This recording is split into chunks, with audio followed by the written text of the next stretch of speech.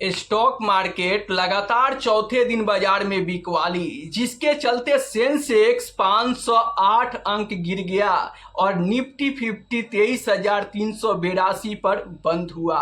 अगर मैं इंडियन बाजार की बात करूं तो पूरा लाले लाल हुआ है, आप स्क्रीन पर देख सकते हो। जी हाँ, हमारा इंडियन बाजार टमाटर के जैसा लाल हुआ है।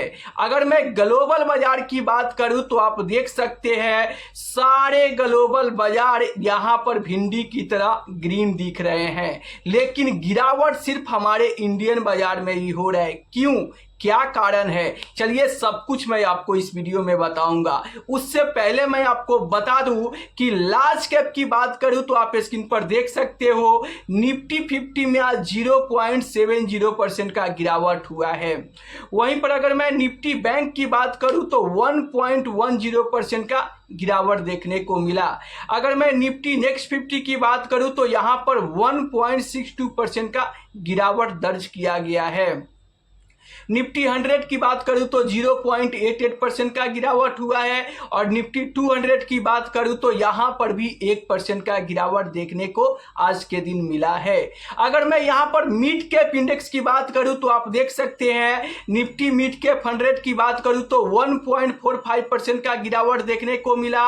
निफ्टी मिड कैप 50 की बात करूं तो 1.21% का गिरावट आज के दिन हुआ और निफ्टी मिड कैप 150 इंडेक्स में यहां पर 1.36% का गिरावट देखने को मिला है। निफ्टी मिड स्मॉल 400 की बात करूं तो यहां पर 1.17% का गिरावट आज के दिन दर्ज किया गया है। वहीं पर अगर मैं स्मॉल कैप इंडेक्स की बात करूं तो डेटा आप स्क्रीन पर देख सकते हैं।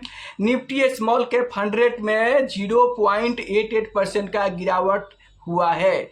अगर मैं निफ्टी स्मॉल कैप 50 की बात करूं तो 0.77% और निफ्टी स्मॉल कैप 250 इंडेक्स की बात करूं तो यहां पर 0.79% का गिरावट देखने को मिला है। इसके साथ साथ यहां पर माइक्रो कैप, यहां पर मोमेंटम मिड कैप, ऑलमोस्ट कह सकते हो कि इंडियन बाजार में हर एक इंडेक्स में आज के दिन गिरावट देखने को मिला है। तो चाहे आपके पोर्टफोलियो में लार्ज कैप फंड हो, मिड कैप फंड हो या फ्लेक्सी कैप फंड हो, कल के दिन गिरावट देखने को मिलेगा।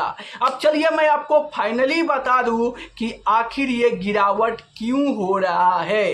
तो देखो, सबसे पहला कारण कि अमेरिका और ईरान का जो लड़ाई चल रहा है वो रुकने का नाम नहीं ले रहा है, जिसके चलते ग्लोबल टेंशन बढ़ रहा है और बहुत सारी परेशानियां बढ़ रही है, जिसके चलते यहां पर बाजार में कमजोरी देखने को मिल रहा है।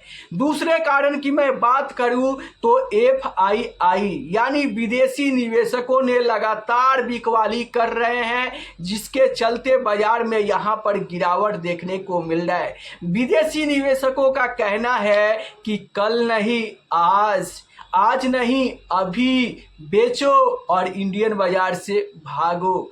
क्यों विदेशी निवेशक इंडियन बाजार से बेचकर भाग रहे हैं?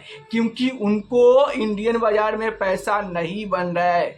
ऊपर से यहाँ पर जब उनको रिटर्न नहीं बनेंगे, पैसा नहीं बनेंगे, तो वो इन्वेस्टेड रहेंगे?